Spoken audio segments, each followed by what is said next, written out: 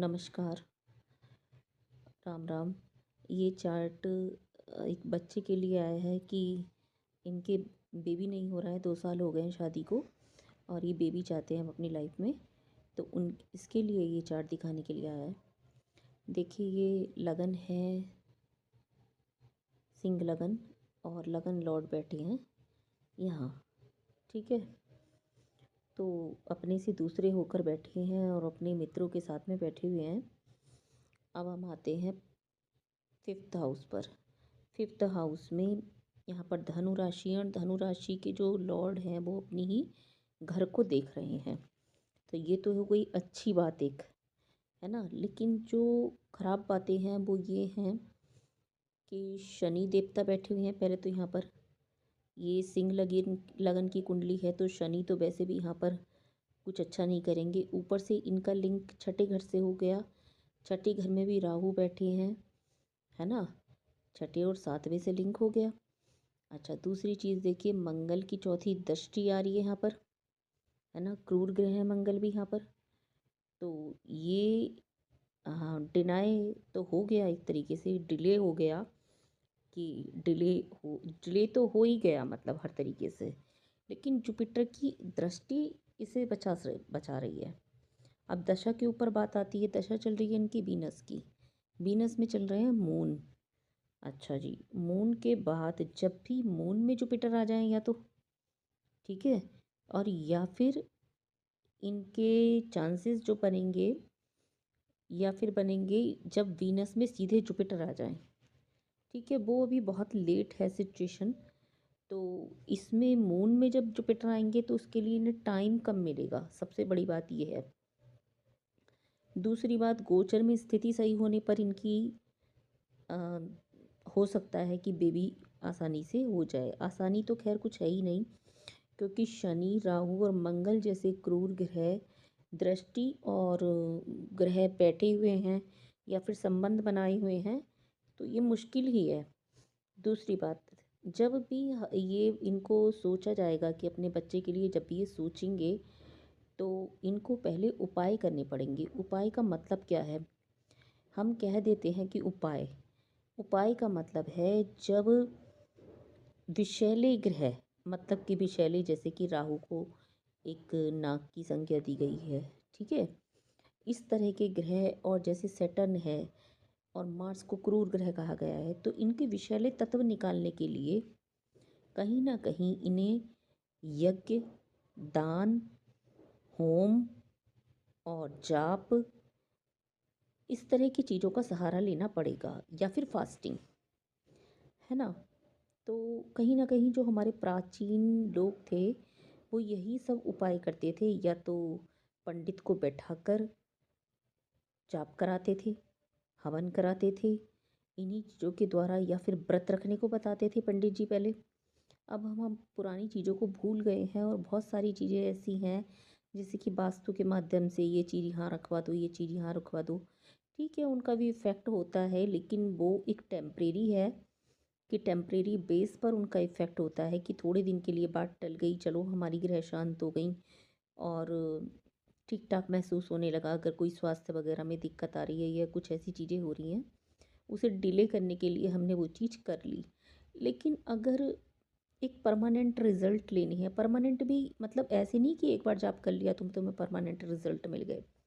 उसके लिए तुम्हें परमानेंट ही वो चीज़ें करनी पड़ेंगी।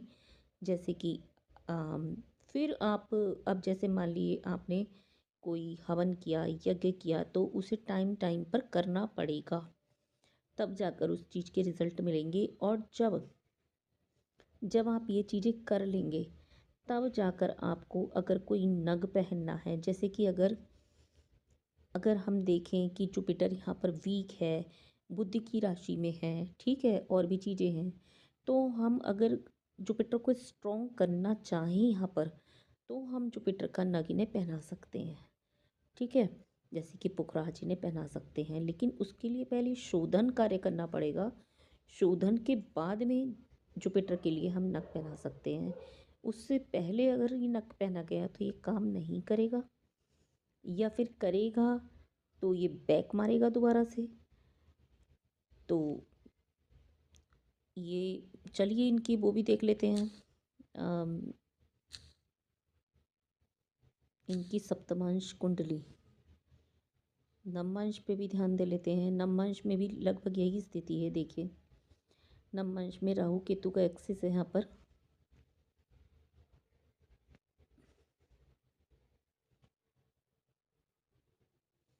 देखिए, राहु केतु का एक्सिस है।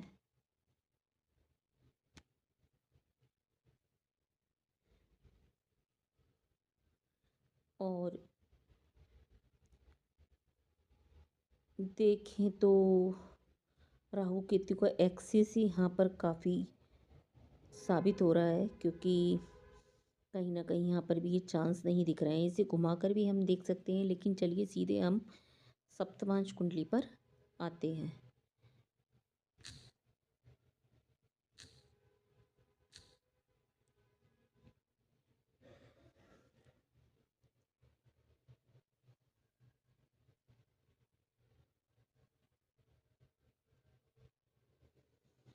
देखिए, अब सप्तमांश कुंडली के अंदर देखते हैं हम।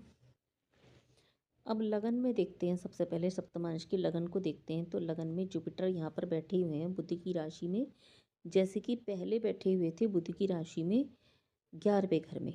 ठीक है, अब ये लगन में बैठे हैं और इनकी दृष्टि अभी भी 5वें घर पर है। तो ये जुपिटर ही इस घर को बचा रहे हैं बार बार, है ना। सप्तमांश में भी ये चीज़ देखिए, यहाँ पर भी ये चीज़ देखिए, राहु केतु का एक्सिस है मून का, है ना। और दूसरी चीज़ आप देखिए कि 10-11 राशि, ये संबंध बना रखा है 5वें का छठे घर से, छठे का 7वें से लिंक है। और यहाँ पर सैटर्न और बुध जैसे प्लेनेट, बुध को नपुंसक ग्रह भी कहा गया है, और सैटर्न बुध जब साथ में आते हैं तो ज़्यादा ऐसे रिजल्ट देते हैं।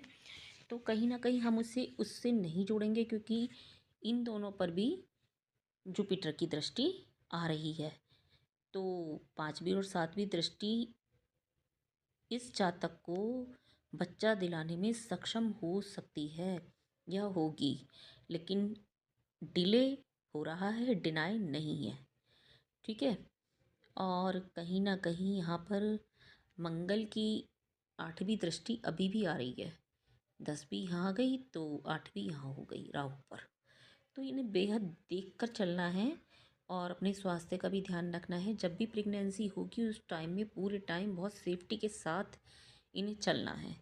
प्राप्ति इन्हें जब भी होगी संतान की, जबकि इनकी अब जैसे वीनस की दशा है, वीनस में मून है और मून में जुपिटर आ जाए, या फिर सीधे वीनस में जुपिटर आ जाए, तब इन्हें इसकी प्राप्ति होगी संतान की। और वो भी बहुत मतलब मैंने आपको बताया कि इन्हें जो जाप करने होंगे वो कहीं ना कहीं उपाय के तौर पर हम उसे बोलते हैं। और हम ये कह सकते हैं कि इन्हें मंगल के ज़रूर करने हैं, शनि के ज़रूर करने हैं, राहु के ज़रूर करने हैं, केतु के भी ज़रूर करने हैं। अब केतु की दृष्टि में भी आ गए ना। तो धन्यवाद, नमस्कार।